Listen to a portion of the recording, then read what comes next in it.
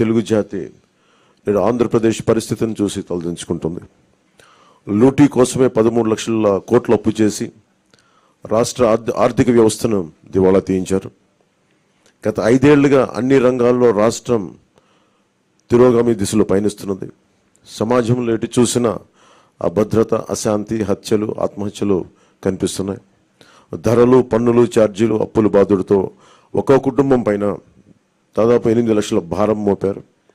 10 రూపాయలు ఇచ్చి 100 రూపాయలు కొట్టేస్తూ పొద్దున్నే పథకం కింద డబ్బులు ఇచ్చి సాయంత్రం సారా కింద పట్టుకెళ్ళిపోయే ఈ ప్రభుత్వం చేస్తూ ఉన్నారు. పట్టభద్రుల నిరుద్యోగంలో 24% దేశంలోనే ఏపీ మొదటి స్థానంలో ఉంది. రైతుల ఆత్మహత్యల్లో 3వ స్థానంలో, 18 ఏళ్లలోపు బాలికలపై జరుగుతున్న అత్యాచారాల్లో 2వ స్థానంలో ఉంది. పోలవరం నదుల అనుసంధానాన్ని గోదాట్లో ముంచేశారు. సంపద సృష్టి, ఉపాధి కల్పనా కేంద్రమైన ప్రజా రాజధాని అమరావతిని విధ్వంసం చేశారు. SC, ST, BC, minority sub-plan నిధుల్ని 1,00,000 కోట్లు దారి మళ్లించారు.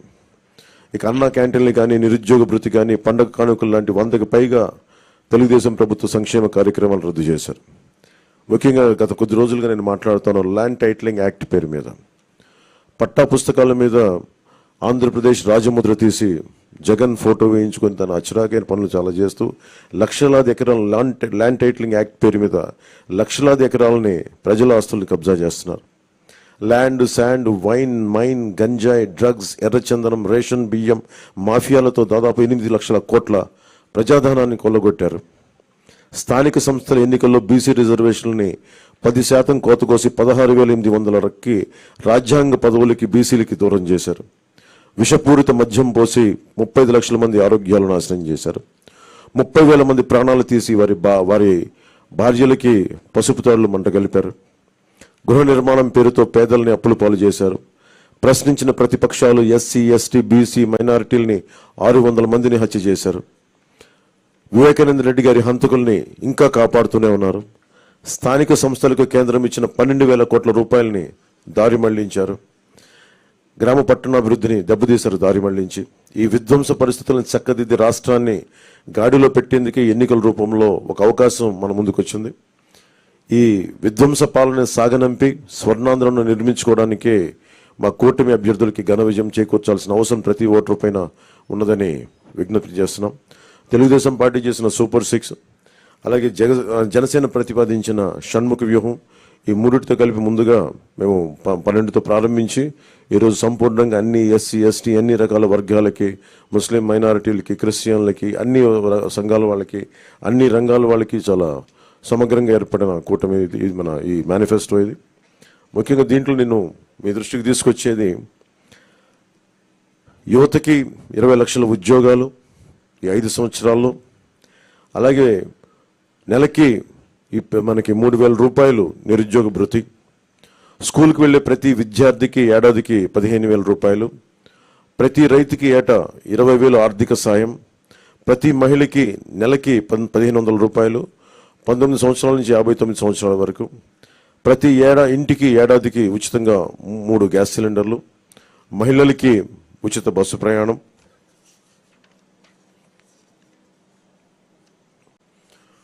మత్స్యకారులకు సంబంధించి సముద్ర వేట విరామ సమయంలో మత్స్యకారులకు 20,000 రూపాయల ఆర్థిక సాయం.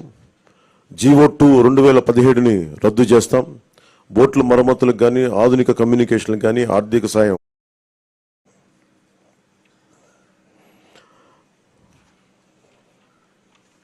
ముఖ్యంగా ఆర్యవైశ్య సంక్షేమానికి, ఆర్యవైశ్య కార్పొరేషన్కి తగు మేరకు నిధులు కేటాయింపు, చిరు వ్యాపారాలకు వడ్డీ లేని రుణాల సౌలభ్యం, స్వేచ్ఛాయుత వాతావరణంలో వ్యాపార నిర్వహణకు పటిష్ట చర్యలు.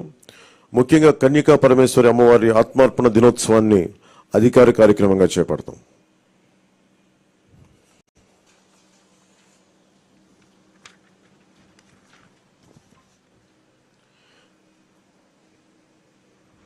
ఆక్వా రంగానికి సంబంధించి అవసరం ఉన్న జిల్లాల్లో 5,000 టన్నులు నిల్వ సామర్థ్యం కలిగిన కోల్డ్ స్టోరేజ్లు, అన్ని జోన్లో ఉన్న వారికి విద్యుత్ యూనిట్కి గతంలో లాగే ₹50 సరఫరా చేస్తాం. ట్రాన్స్ఫార్మర్ల ధర తగ్గిస్తాం. ఏవియేటర్లపై సబ్సిడీ అందిస్తాం. ఏ ఇసుక కోసం అయితే దోపిడీ చేసిందో జేపీ వెంచర్స్ దానికి ప్రజల నుంచి దాదాపు 39 మంది పైగా భవన నిర్మాణ కార్మికులు చనిపోయారు. మేమందరం వారికి అండగా ఉన్నందుకు ఈ రోజున వారికి సామాన్యులకి ఇసుక అందుబాటులో ఉండే విధంగా సమగ్రమైన ఇసుక విధానం, అలాగే ముఖ్యంగా విద్యార్థులకు సంబంధించి ఎయిడెడ్ కాలేజీలు, ప్రైవేట్ పీజీ విద్యార్థులకి ఫీజు రీయింబర్స్మెంట్ పునరుద్ధరిస్తాం. కాలేజీలకి రుసుము చెల్లించే సర్టిఫికేట్లు విద్యార్థులకు చిక్కులు లేకుండా చేస్తాం. ల్యాండ్ టైటిలింగ్ యాక్ట్ని రద్దు చేసి ప్రజలకి రక్షణ కల్పిస్తాం. మిగతావన్నీ చంద్రబాబు గారు తెలియజేసుకుంటారు. గౌరవ మాజీ ముఖ్యమంత్రి.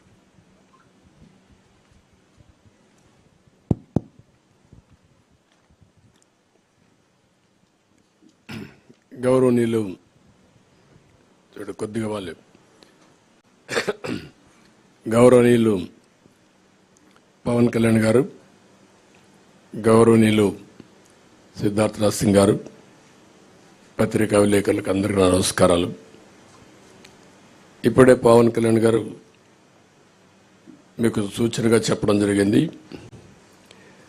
అయితే దీనిపైన చాలా తరో ఎక్సర్సైజ్ చేశాం. ఒక పక్కన తెలుగుదేశం పార్టీ, జనసేన ఇద్దరు కూడా కూర్చొని తరో ఎక్సర్సైజ్ చేసిన తర్వాత బీజేపీ సూచనలు కూడా కొంతవరకు తీసుకొని మేము ముందుకెళ్ళాం. ఎందుకంటే వాళ్ళు అక్కడ ఎన్డీఏ నేషనల్ స్థాయిలో మేనిఫెస్టో ఇచ్చారు, కానీ రాష్ట్ర స్థాయిలో ఎక్కడ కూడా మేనిఫెస్టోతో వాళ్ళు అసోసియేట్ కావడం లేదు. అయితే దీనికి పూర్తి సహకారం అందిస్తారనే ప్రగాఢ విశ్వాసం, అదే మరి నమ్మకం. అందుకే వారు కూడా వ్యక్తిగతంగా వచ్చి ఎండార్స్ చేయడానికి వారు ముందుకు వచ్చారు. కాబట్టి కేంద్ర సహకారం మెండుగా ఉంటుంది, పూర్తిగా ఉంటుంది. అదేవిధంగా ఈ యొక్క మేనిఫెస్టోను అమలు చేసే బాధ్యత జనసేన, తెలుగుదేశం 2 పార్టీలు తీసుకుంటాం. ఇక్కడికి వచ్చినప్పుడు పోయిన సంవత్సరమే మేము సూపర్ 6 తీసుకొచ్చాం. ఈ సూపర్ 6లో 6 మేము ప్రధానంగా పెట్టాం. అందులో కూడా మీరు చూస్తే యువత నిర్వీర్యం అయిపోయింది. నేను ఎన్నోసార్లు అన్ని పబ్లిక్ మీటింగ్ మేము ముగ్గురం కూడా అదే మాట్లాడుతూ వచ్చాం. 3 రాజకీయ పార్టీలు కలిశాం. మా కలయిక ప్రజలు గెలవాలి, రాష్ట్రం నిలదొక్కోవాలి, మళ్ళా ప్రజల జీవితాలకు వెలుగు రావాలి. దీని మీదనే 3 పార్టీలు కూడా ఒక మాటలో చెప్పాలంటే ఒక నేషనల్ పార్టీ, అధికారంలో ఉండే పార్టీ, ఇటీవల ప్రజల్లోకి ఎక్కువ తిరిగిన జనసేన, 40 సంవత్సరాలుగా ఉండే తెలుగుదేశం పార్టీ అందరం కూడా అడ్జస్ట్మెంట్ చేసుకుని ఈ రాష్ట్రాన్ని కాపాడుకోవాలి, మళ్ళీ తెలుగు జాతికి పూర్వ వైభవం రావాలనే ఏకైక ఆకాంక్షతో మేమందరం కలిసి ముందుకు వచ్చాం. అందుకనే సూపర్ 6 మీరు చూసినప్పుడు ఒక 6 పాయింట్లని యువతకు 20 లక్షల ఉద్యోగాలు, 3,000 రూపాయల నిరుద్యోగ భృతి. యువత నిర్వీర్యం అయిపోయింది. మళ్ళీ అలాంటి యువతకి కాన్ఫిడెన్స్ ఇవ్వాల్సిన అవసరం ఉంది ఉద్దేశంతో ఈ కార్యక్రమాన్ని తీసుకున్నాం. అదే మాదిరిగా భవిష్యత్ అంతా కూడా హ్యూమన్ రిసోర్స్ డెవలప్మెంట్ పైన ఆధారపడుతుంది. స్కూల్కి వెళ్లే ప్రతి ఒక్క విద్యార్థికి 15,000 రూపాయలు తల్లికి వందనం కింద. ఇది కాకుండా ప్రతి ఒక్క మహిళకి 1,500 రూపాయలు నెలకి ఇవ్వడం. దీనివల్ల సంవత్సరానికి 18,000 వస్తుంది. 5 ఏళ్లలో 90,000 రూపాయలు ఈ ఒక్క కార్యక్రమం ద్వారా ప్రతి మహిళకు చేరే పరిస్థితి వస్తుంది. ప్రతి ఇంటికి ఏడాదికి 3 గ్యాస్ సిలిండర్లు. ధరలు పెరిగాయి. నిత్యావసర వస్తువుల ధరలు అయితే ఆకాశాన్నంటే పరిస్థితి వచ్చింది. పేదవాళ్ళు గ్యాస్ కూడా ఉపయోగించే పరిస్థితులు లేరు కాబట్టి దీన్ని ఇవ్వడం జరిగింది. ఉచిత ప్రయాణ సౌకర్యం. దీనివల్ల మొబిలిటీ మహిళల్లో ఎక్కువ ఉంటుంది. ఉద్యోగాలు చేయాలన్నా, వ్యాపారాలు చేయాలన్నా, బయట పోయి రావాలన్నా చాలా సులభంగా ఉంటుంది. అందుకే ఈ కార్యక్రమం తీసుకొచ్చాం. దీనికి తోడుగా షణ్ముగ వ్యూహం ఇది యాడ్ చేశాం. అందులో కూడా చూస్తే మీరు చూస్తే ఇంటింటికి రక్షిత మంచినీరు, కొళ్ళాయి ద్వారా నీళ్లు ఇవ్వడం. రెండోది రాష్ట్ర వ్యాప్తంగా స్కిల్ సెన్సస్. ఇది first of it's kind in the country. ఇంతవరకు కులగణన చేశాం. రిలీజియన్గా ఏ కమ్యూనిటీ ఎంత ఉన్నారు, ఏ రిలీజియన్ ఎంతమంది ఉంటారో చేశాం. ఫస్ట్ టైం స్కిల్ గణన చేయడం, అంటే స్కిల్ ఎవరికి ఎలాంటి స్కిల్స్ ఉన్నాయి, ఎలాంటి స్కిల్స్ సమాజంలో మెరుగైన అవకాశాలు ఉంటాయి, ప్రపంచంలో ఎలాంటి డెవలప్మెంట్ జరుగుతాయి, ఎలాంటి స్కిల్స్ మన యువతకు కానీ అందరికి కానీ ఇవ్వగలిగితే ప్రొడక్టివిటీ పెరుగుతుంది అనే దానిపైన మెయిన్గా ఫోకస్ చేయడం కోసం దీన్ని పెట్టుకోవడం జరిగింది. ఇంకొక పక్క చిన్న మధ్య తరహా పరిశ్రమలకి, అంకుర సంస్థలకి ప్రాజెక్ట్ వ్యయంలో గరిష్టంగా 10 లక్షల రూపాయల సబ్సిడీ ఇవ్వడం. ఇది కాకుండా ఇంకొక పక్కన చూస్తే ఎన్డీఏ ప్రభుత్వం తెచ్చిన 10% ఈడబ్ల్యూఎస్ రిజర్వేషన్స్ అమలు చేస్తాం. అది economically middle class, all OCs ఎవరైతే ఉన్నారో వాళ్ళల్లో 10% ఈడబ్ల్యూఎస్ రిజర్వేషన్స్ పెట్టి అందులో కూడా ఎకనామికలీ బ్యాక్వర్డ్కి రిజర్వ్ చేసి విద్యా ఉద్యోగాల్లో ప్రాధాన్యత ఇస్తాం. ప్రజాదాని అమరావతిని మళ్ళా కొనసాగించి ఉపాధి ఉద్యోగ అవకాశాలన్నీ కల్పిస్తాం.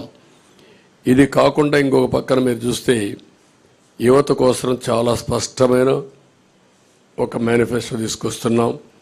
దీంట్లో మీరు చూసినప్పుడు మెగా డిఎస్సి ఫస్ట్ సిగ్నేచర్ కింద పెడతాం.